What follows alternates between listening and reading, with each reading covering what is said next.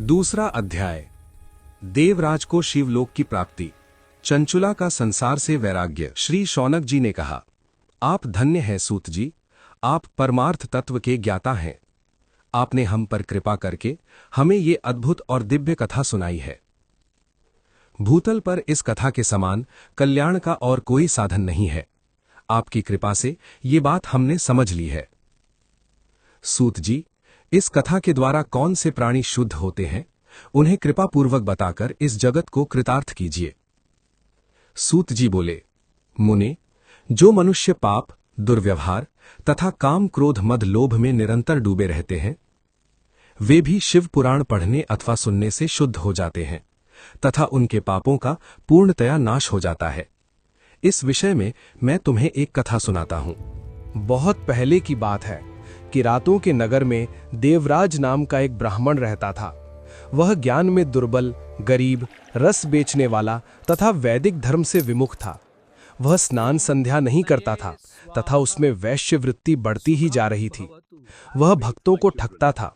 उसने अनेक मनुष्यों को मारकर उन सब का धन हड़प लिया था।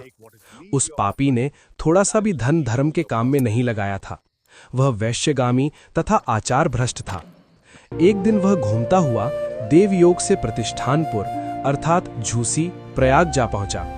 वहां उसने एक शिवालय देखा जहां बहुत से साधु महात्मा एकत्र हुए थे। देवराज वहीं ठहर गया। वहां रात में उसे ज्वर आ गया और उसे बड़ी पीड़ा होने लगी। वहीं पर एक ब्राह्मण देवता शिव पुराण की कथा सुना रहे थे। ज्वर में पड़ा देवराज भी ब्राह्मण के मुख से शिव कथा को निरंतर सुनता रहता था। एक मास बाद देवराज ज्वर से पीड़ित अवस्था में चल बसा। यमराज के दूत उसे बांधकर यमपुरी ले गए। तभी वहां शिवलोक से भगवान शिव के पार्षदगण आ गए। वे कर्पूर के समान उज्जवल थे।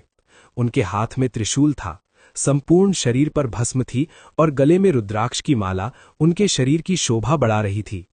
उन्होंने यमराज के दूतों को मार पीट कर देवराज को यमदूतों के चंगुल से छुड़ा लिया और वे उसे अपने अद्भुत विमान में बिठाकर जब कैलाश पर्वत पर ले जाने लगे तो यमपुरी में कोलाहल मच गया। उन्हें उस ब्राह्मण को करुणावतार भगवान शिव के हाथों में सौंप दिया। शौनक जी ने कहा, महाभाग सूत जी, आप सर्वज्ञ हैं। आपकी कृपा प्रसाद से मैं कृतार्थ हुआ।